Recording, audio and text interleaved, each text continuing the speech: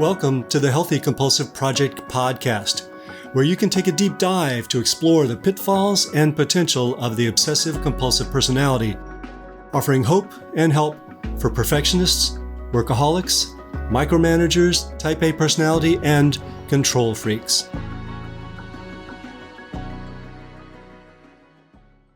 Hello, everyone. Gary Trosclair here, psychotherapist, Jungian psychoanalyst, and author of the Healthy Compulsive Project book, blog, and podcast. I once had a friend who had survived brain cancer.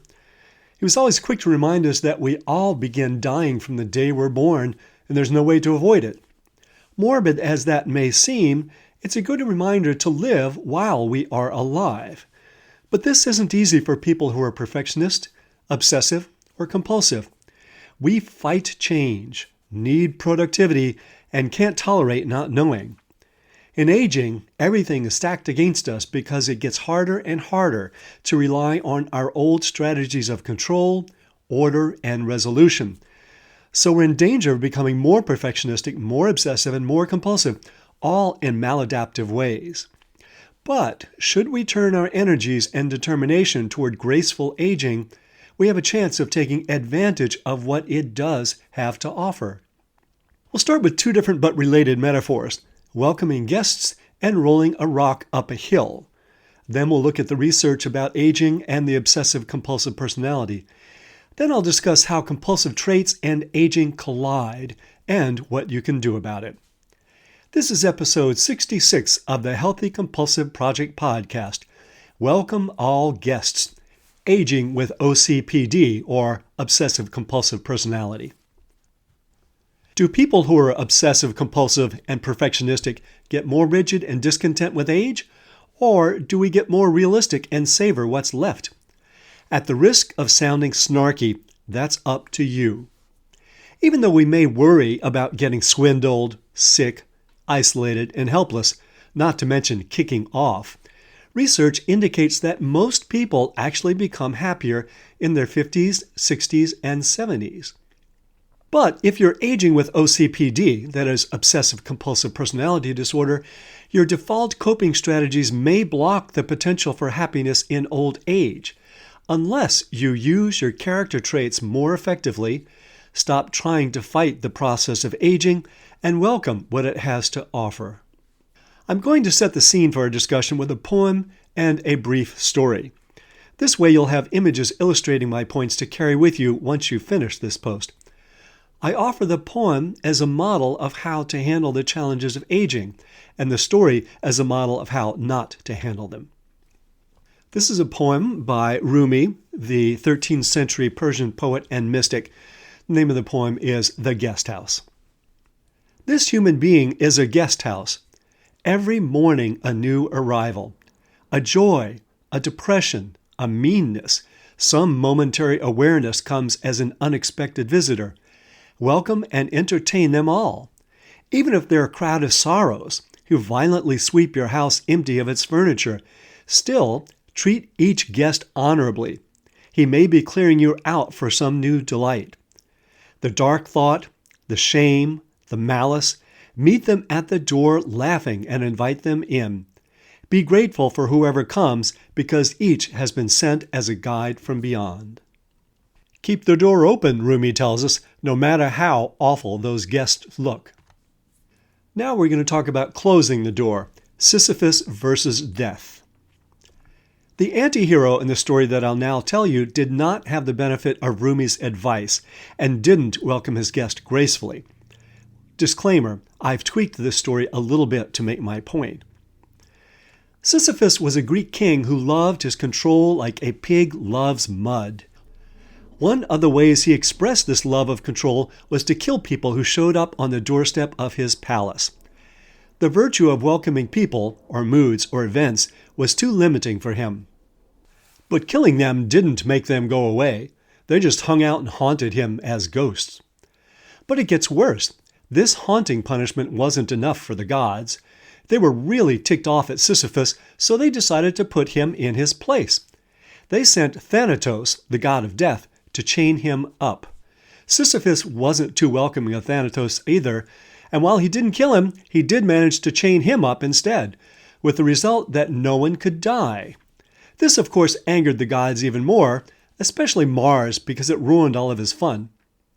They punished Sisyphus for being so unwelcoming and controlling by forcing him to roll a boulder to the top of a hill every day, only to have it roll back down. It was as if the gods were saying, "You want to try to control life and death? Go for it. Here's what that's like." His life became meaningless and futile. You can still see him pushing that rock up the hill whenever you see someone trying in vain to maintain unrealistic control.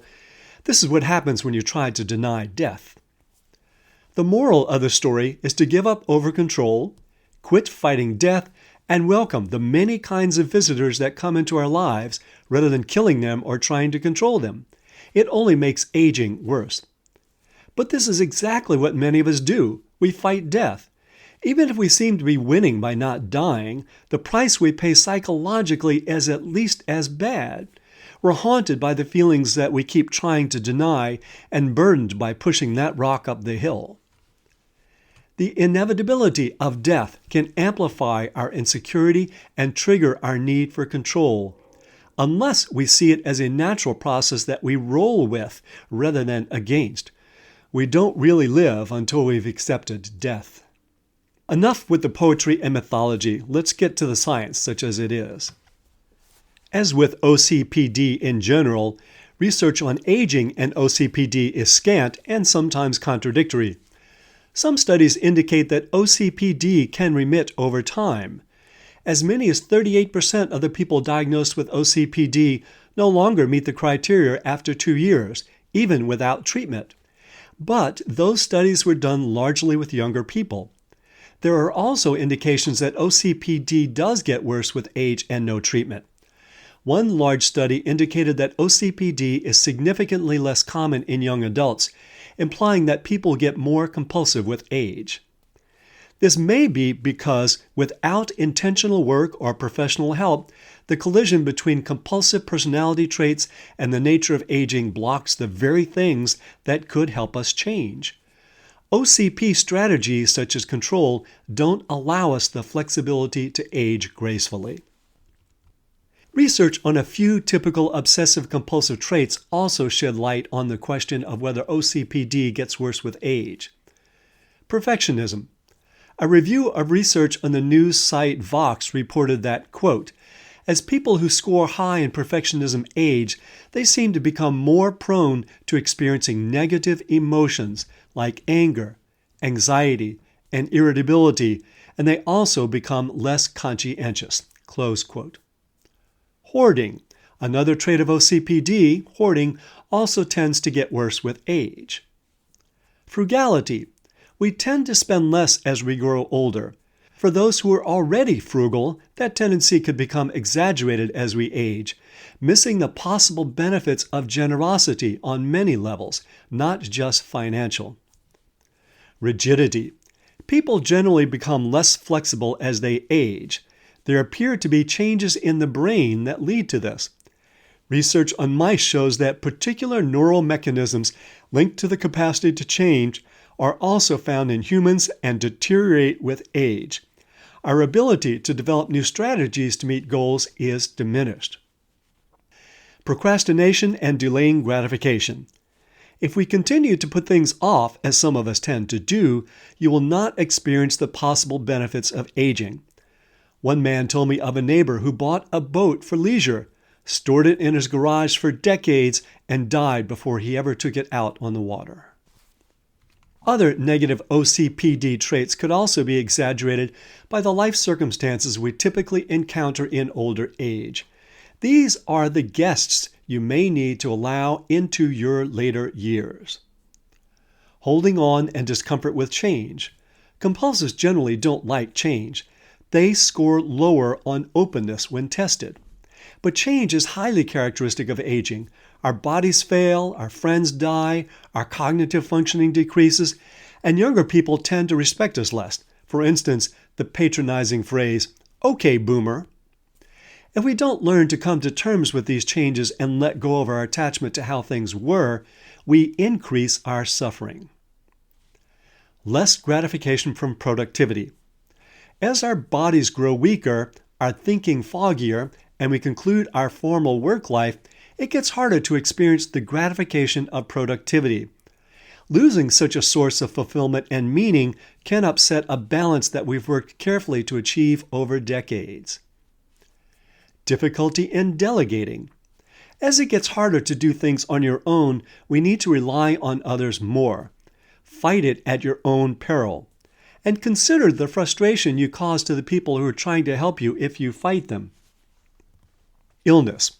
When you get sick, and you will, it's hard to tolerate that things aren't, quote, just right. And perhaps even harder to tolerate that it may largely be out of your control. To accept illness graciously goes against our grain. The question is not whether we should take care of ourselves and get medical care, but the attitude we adopt toward the inevitable. Threats to self-esteem and security.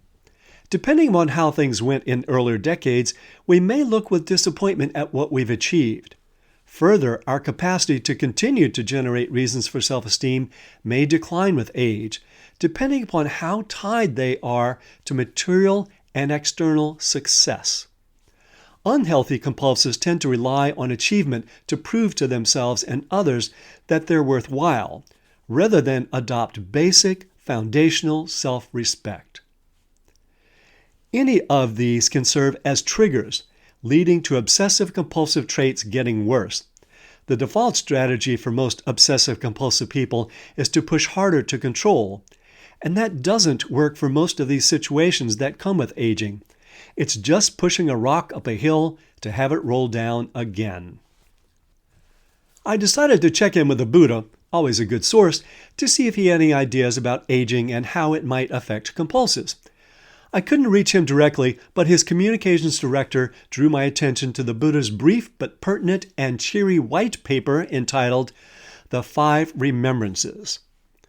Number 1, I am of the nature to grow old. There's no way to escape growing old. 2, I am of the nature to have ill health. There's no way to escape having ill health. 3, I am of the nature to die. There is no way to escape death. 4, all that is dear to me and everyone I love are of the nature to change. There's no way to escape being separated from them. Bummer. In many other contexts, he suggests that because of these inevitabilities, it's not wise or skillful to cling to people and circumstances as we have known them in our younger years. That would be like pushing a rock up a hill because it's futile. Now, note that this doesn't mean we can't savor the time we have with loved ones. It's the clinging that causes the suffering. Now, the 5th remembrance holds out some hope.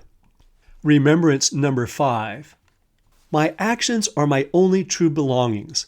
I cannot escape the consequences of my actions. My actions are the ground upon which I stand. I say that this 5th remembrance is hopeful because even giving change all around us, what I do makes a difference in my experience. Even with all the painful things he lists about the body and people in the first 4 remembrances, choosing how to live in itself has meaning and makes a difference. Viktor Frankl, an Austrian psychiatrist who was imprisoned in the Nazi concentration camps, developed a companion theory about how we think. And here I quote, "Everything can be taken from a man but one thing, the last of the human freedoms, to choose one's attitude in any given set of circumstances, to choose one's way." That's from his book, Man's Search for Meaning. So we can't control the world, but we can control what we do in it and our attitude toward it. For instance, our attitude toward aging. Do we plant trees, paint flowers, and play Metallica? Or do we shrink more and more into a limited behavioral repertoire and mindset of just pushing a rock up a hill? None of this is to say that you shouldn't fight cancer, take your statins, or consume copious quantities of blueberries every morning. But beware closing your door on all that comes with aging. Having a compulsive personality does not doom you to become mean-spirited or socially and psychologically decrepit as you age. While compulsive tendencies could take us down the road of rigidity and bypass potential benefits of aging, they also provide the energy and determination that drive us to meaning rather than despair. As I've discussed in a previous post, both research and my own clinical observations confirm that while certain core obsessive and compulsive traits are stable, how they are expressed can change over time. Just as an example, I once worked with a man who had stored hundreds of boxes in his parents' suburban basement, meticulously organized and documented. At some point, though, he turned around and, becoming just as systematic and adamant as he had been in his earlier years of collecting, he began dispersing everything he had stored. He used the same compulsive energy, but turned it in a different direction. So too, our energy can change direction in older age if we choose to work at it. While life with an obsessive-compulsive personality will never be easy or simple, there are advantages. Once acknowledged, these traits can be used wisely. So here are some suggestions for releasing that rock and making the most of maturing. Let go, but don't give up. As limits on how much we can produce and how much we can perfect begin to show up on our doorstep, we're faced with cynicism or acceptance, giving up or letting go. Don't go black and white about the possibilities of aging. Come to terms with your past. No, it wasn't all perfect, but it was all you. Grieve what you were unable to resolve and accept that you were doing the best you could. Skip the pity party. Yes, you've got lots of reasons to mourn, so mourn them and move on. Don't focus on all the negative things to prove how bad your life is, or life in general is. Your situation has less impact on your emotional health than your attitude does. If you're interested in this, you can see my previous post about depression or listen to podcast episode 3. Next, welcome all your guests. To experience the possible benefits of aging, we need to practice acceptance, including acceptance of the inevitable decline of the body and the mind. Whenever you find yourself saying, "Oh no," keep the door open and let them in. The physical sensation of this is one of softening the gut rather than bracing for a punch. Things tend to get calmer when you let the guests in. Review your priority list. What will feel fulfilling at this point? Pushing the rock up the hill by trying to control everything? Or spending time with your garden, your grandkids, or your God? Ask yourself this: what are the things I most want to invest myself in the years I have left? If you put the same energy into these new priorities that you put into your job, cleaning the kitchen, and constructing spreadsheets, you'll do just fine. Stop procrastinating. One possible benefit of aging is having good reason to stop procrastinating. Procrastination is usually motivated by a fear of imperfection. I don't want to finish it until I know it will be perfect. It's time to ask, what are you waiting for? You might have been able to justify delaying finishing that story when you were 25 because you knew it could be better, but now? And stop delaying gratification. Similarly, another possible benefit of aging is that the limits of time can serve as incentive to do what you've always wanted to do but didn't allow yourself. It's time to do the things you've been putting off. If you're not going to enjoy yourself now, when will you? I've been reading Stephen Levine's book, 1 Year to Live. It's been liberating in that he encourages us to experiment with the idea that we will be dying within a year and to make decisions based on that. I suppose you could use this as an excuse to push back lots of deep-fried Oreos as you binge on episodes of How I Met Your Mother, but you can also use it to justify finally doing the things that would really bring you fulfillment and not doing the things you don't want to do. Whatever else happens in old age, we can control whether we become cynical and despairing or grateful and present. That challenge requires the sort of stubborn determination compulsives have at their disposal. Use it wisely. You can find transcripts of this podcast with links to research sources and lots more at the Healthy Compulsive blog, www.thehealthycompulsive.com. If you'd like to subscribe to the Healthy Compulsive podcast, hit that subscribe button. And for a thorough guide to cultivating the positive potential of the compulsive personality, find my book on Amazon, The Healthy Compulsive: Healing Obsessive-Compulsive Personality Disorder and Taking the Wheel of the Driven Personality. And if you find any of these helpful, let others know by leaving a review. Till next time, enjoy the drive.